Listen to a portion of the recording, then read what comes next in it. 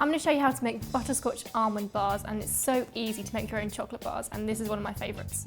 So I'm going to pop some butter into a saucepan. I'm going to slice it up first so it melts a little bit more evenly. Just cube it into a few smaller chunks. Put the chunks into the pan. And then I'm going to be adding some caster sugar, some golden syrup, and some water. Then you just want to stir it all together until the butter's melted.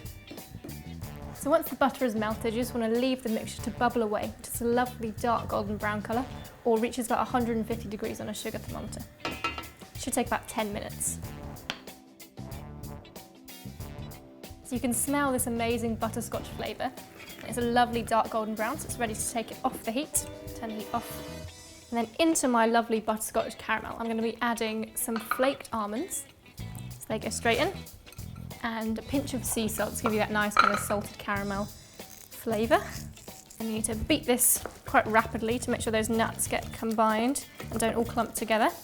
But careful because it's really hot caramel. I've lined a baking tin with baking parchment.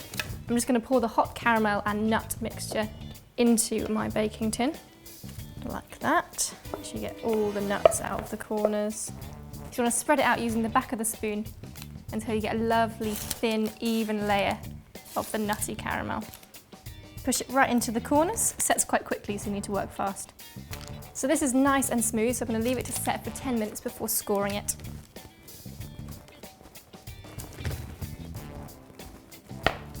So this has been cooling for about 10 minutes. It's still really hot, so don't touch it properly. It should be just kind of firm in the centre. What you want to do is get an oiled knife and just score through the caramel bar. This makes it a lot easier to break up later, so you don't get random shards, you get kind of more ordered bars. You should get about 16 bars of the almond butterscotch bar. And when it's all scored up like this, it's ready to cool completely, which will take about another half an hour. You just want to break up the slab into the little chunks. It should break nice and easily. Then when all of your bars are broken up, I've melted some dark chocolate. I'm going to dip them in and then lay them out onto a piece of baking parchment to chill. So you just want to use a spoon to kind of cover half in the melted chocolate. Let it drip back into the bowl for a little bit. Pop it down onto a piece of baking parchment. I'm going to repeat that with all the different bars until they're all half covered in chocolate.